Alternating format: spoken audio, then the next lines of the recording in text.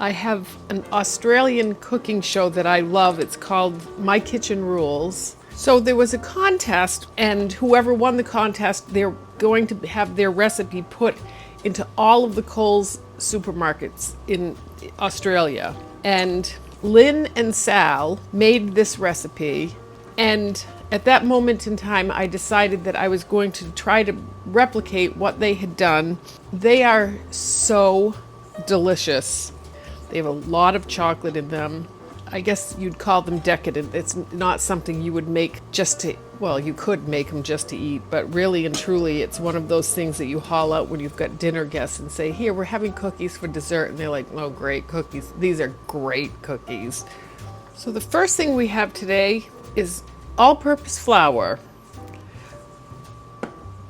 cocoa, Dutch cocoa, into the flour, baking powder, a little bit of baking soda,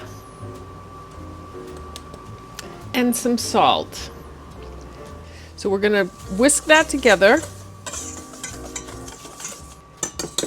set that aside, and we are going to move over here to the stove where I have a double boiler set up. We've got chopped chocolate. You can use chips. This is bittersweet chocolate. And we are going to melt that. Some butter and a little bit of just neutral oil. This is vegetable oil. We're going to put that in the pan, and we're just going to wait until that heats up a little bit.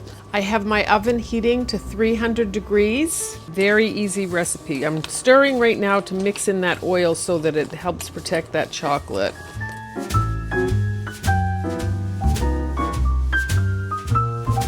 Okay, so this is done. I'm going to take this right off of the water, and then we've got a little bit of milk, whole milk, that we're going to pour in here.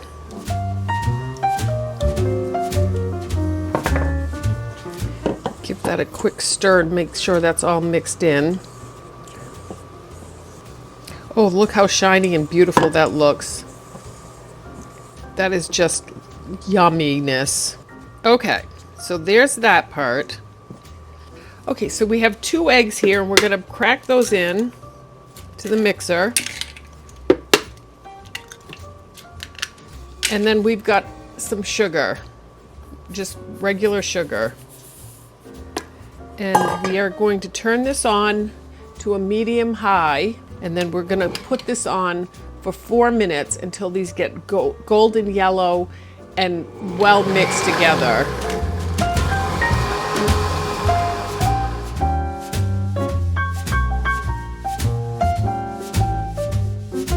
Okay, so this is done. It looks beautiful. It's smooth and silky, and it changed color completely. The sugar is mixed in, and now we're going to take this and put this in a bowl so we can finish mixing this together and get them in the oven.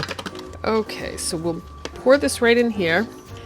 We're now going to take our chocolate mixture, and we're going to put this in with the egg mixture. It's cooled off enough so that it's not going to do anything to those eggs, like cook them. And then we're going to take our whisk. Okay, we're going to whisk this until it's well mixed together. That looks pretty. It's all swirly. Love it. We don't want those swirls, though. We want to get rid of those, so we'll just keep mixing. We're going to fold in our dry ingredients. We're just going to take those and put them right in. We're going to give this a stir, and you just want to fold it in lightly. This takes a minute just to leave that air in there.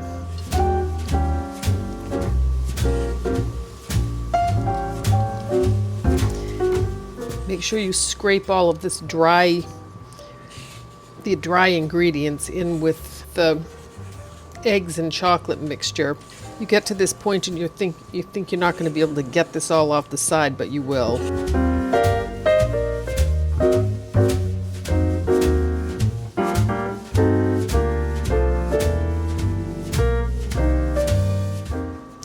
And now we're going to add some additional chocolate that's going to melt as it cooks and make these ooey gooey inside. We're going to add some macadamia nuts to this recipe. Macadamia nuts are buttery and taste just decadent with this chocolate, so we're going to put these in as well. We're going to fold that all in, and when that chocolate melts, it just makes these cookies ooey gooey in the middle. We're still folding, we're not stirring hard, just getting those mixed in so that they're evenly dispersed. Okay, and that is that step.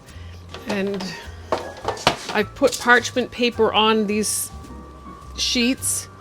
Don't have to. If you're not going to, I would put a little bit of butter and a little bit of flour maybe, but the parchment paper is amazing. I'm going to take a small ice cream scoop and put these on. You can also use a tablespoon, and I would say a tablespoon, a heaping tablespoon, a tablespoon and a half. Just whatever you choose, just make it consistent, because this isn't the last step. We have the thing that makes these the best is this incredible frosting-like material that's going to go in between. We're going to make some sandwich cookies here. We're going to put these in, and I've baked these before, and they go anywhere from 13 minutes to 16 minutes. So I'm going to put these in for 13 minutes. Okay, so we're going to make the filling. The filling consists of white chocolate this time. We're going to put this back in our double boiler, and we're going to put that in there. We're going to add a little bit of brown sugar, a very little amount of salt, and now I'm going to use something that I can't usually find around here. I was euphoric when I found it. This is creme fraiche, which is a cultured rich cream that just has an elegant taste. It smells sour. It's almost like a buttermilk. Like I said, I have a really hard time finding this. If you can't find it, that's okay. You can use sour cream. You can use Greek yogurt. I can't even tell you how euphoric I was when I found this. I've never been able to find it. So we're going to put this right in there. And I've got my heat on again, and we're going to melt this chocolate. Oh my word, this smells so divine. Oh, yummy. I'm going to turn that off. Okay, that's melted. So we'll take a good look at that.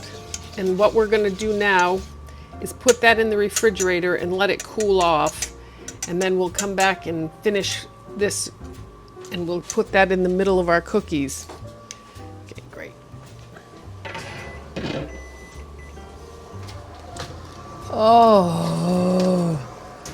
Oh, these look yummy. You're going to think they're not cooked. They look raw in the middle. They're not. That's exactly what they're supposed to look like. You can even take them even down a little bit more than that, but they come out good just like this. So we'll leave those on the cookie tray for 3 or 4 minutes and then take them off.